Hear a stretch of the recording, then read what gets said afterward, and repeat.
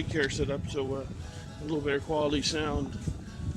So last night's game was a little disappointing for us Montreal Canadian fans, but the Ranger fans had a good run at it. They're leading the series, but we can hopefully turn things around in the next game. I'm hoping the next two games we can win them and make it a little closer to the Stanley Cup.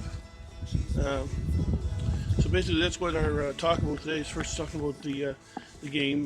There's a lot of good scoring. There was 35 saves by the Montreal Canadiens, and which was good. And overtime is a funny thing. Sometimes overtime the team knows the pressure's on, and they end up scoring the people who really don't want to win the game.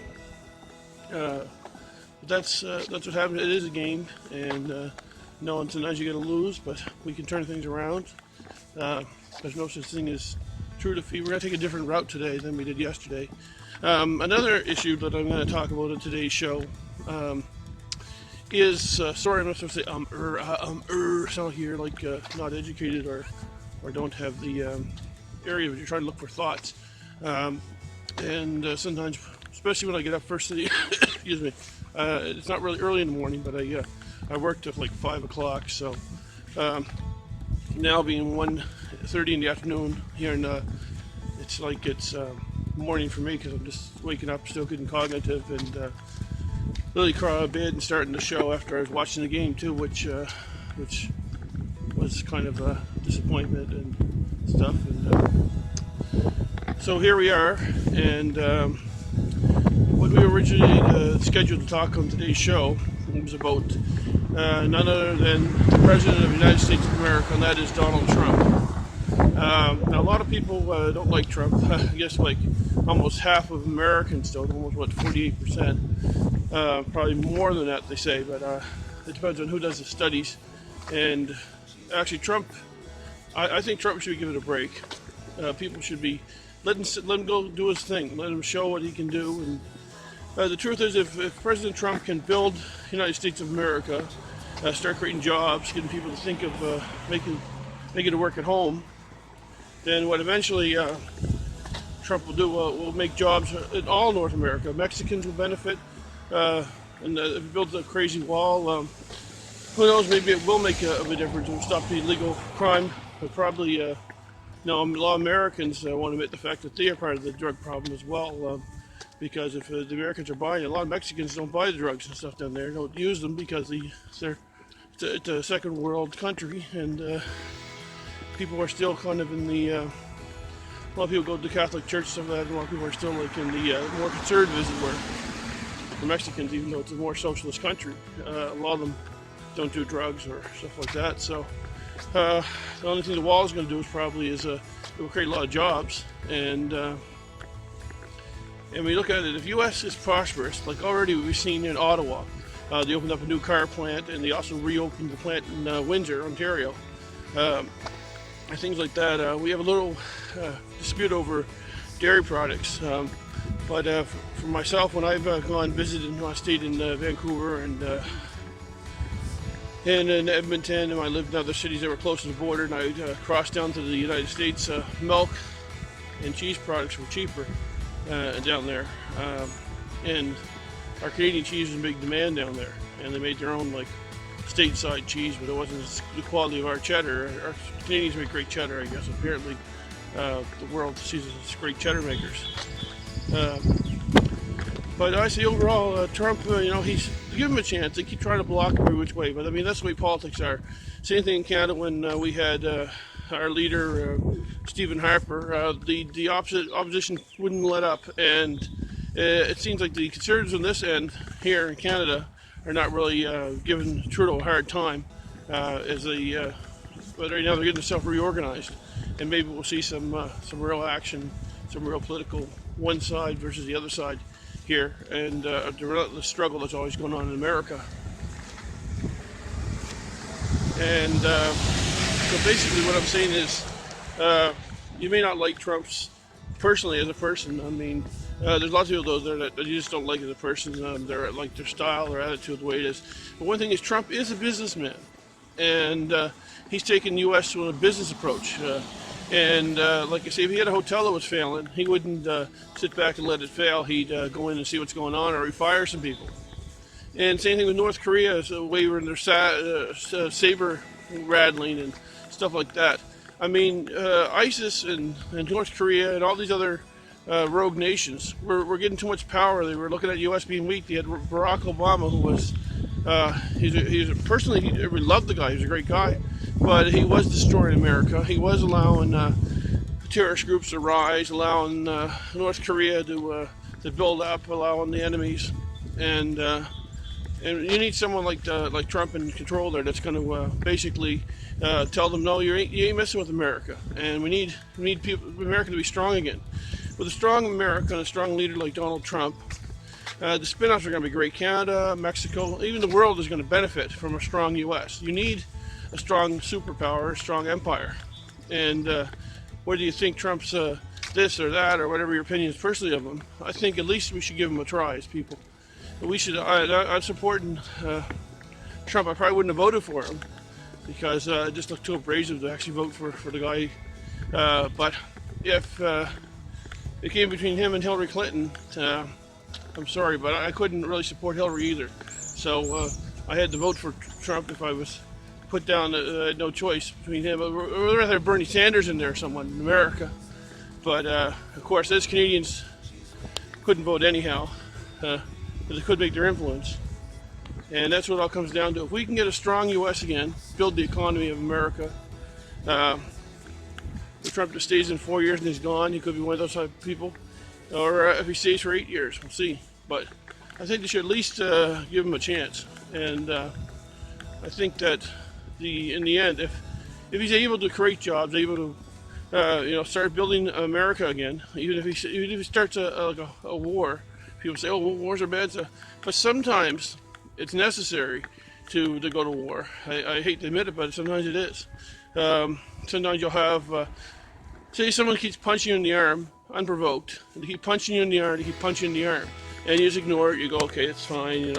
Even if it's a little midget and you're a giant, the person's still hitting you every day, boom, boom, hitting that shoulder. Eventually, what's going to happen? They're going to aggravate you, and if you don't stop, eventually they could do some serious damage to the muscle in your arm if they keep hitting you there. In theory, if they did it for years and years, eventually they could cause bruising, which could lead to cancer and all kinds of other things. So basically, you have to tell them, okay, knock it off.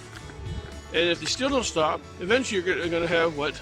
You're going to have to do some physical action. You're going to push them off you and tell them this. You'll have to make the word message. You might have to push them back or hit them on the shoulder. I'm not saying like you kill them or anything like that crazy, but what you do is you defend yourself and you make them known that you're not going to put up with their BS.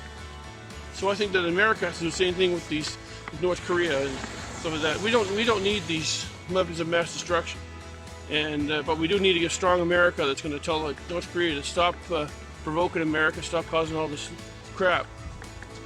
So that's our view on Trump here, folks, on this segment of our show.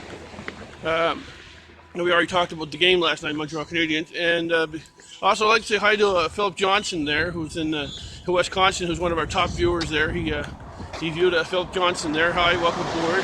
Thanks for tuning in. And we're hoping to get to 1,000 people to view and get some likes. So do me a favor, like up the video, pass it on to your friends, and also when we have the live feed, you can go in and comment. And even after this video here, you can put your comments in and start spreading the word, because we're building a nation here. And this is our topic for that. Now, what other topic are we going to talk about today? I'm going to ask you to start calling in, start texting in, and tell me what you want us to cover, what show, what you want us to talk about. Why don't we talk about local politics here? It looks like very soon we're going to have a spring election, and we got three major parties in Nova Scotia. We got the Liberals, who are in power right now. We have the NDP, New Democratic Party, which is a socialist party, and we have the Conservatives, led by Jamie Bailey. Now, Conservatives were in power for at least for 2 terms in a row, with 2 different leaders, and they kind of made a mess of things, to say the least. I still supported them. I thought that they were doing great job. I liked Mr. Ham. I thought he was a great leader, and not so much Rodney McDonald. And the left was a situation when the Liberals came in, they started immediately acting very, doing austerity measures, stuff like that. And they got rid, the unions, they merged them into one. It caused a lot of strikes over the time they were in power, and recently the teacher strike, stuff like that, and it's all a result of the McNeil government. And a lot of people think, oh, well, they're going to turf the McNeil government, the Liberals are going to be out, the NDPs are coming up.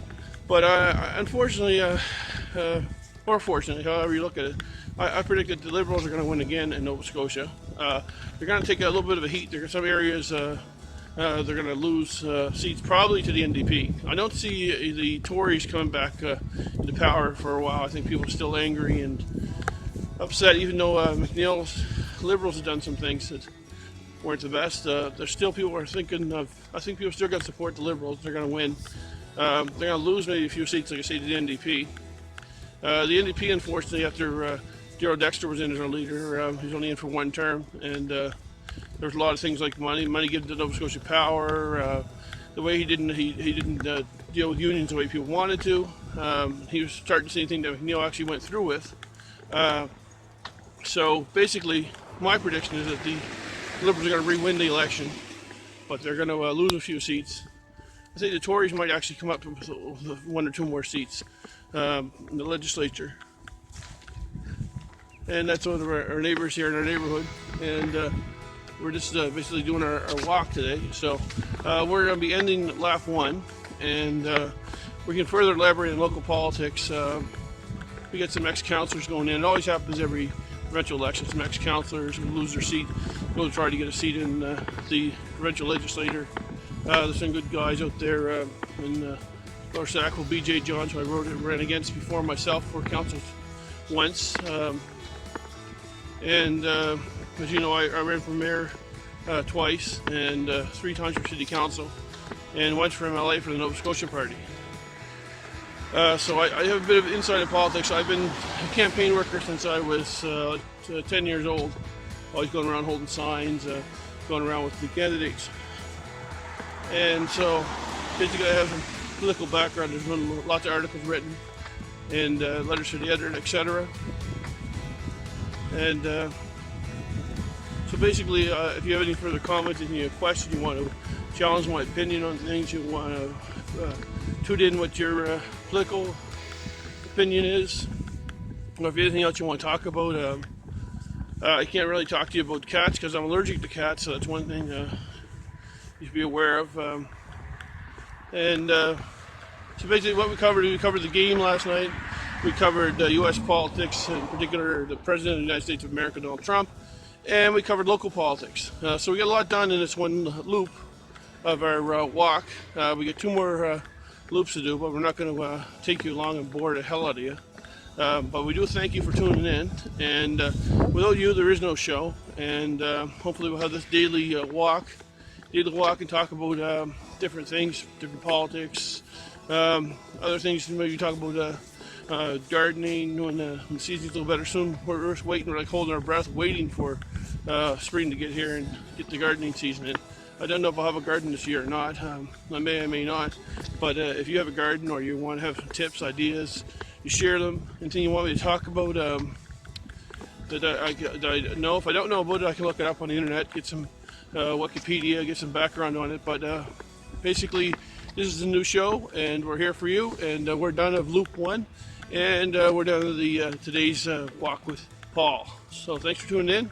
And remember to like, remember to subscribe, and pass it on to your friends. And we're out of here. Thanks a lot.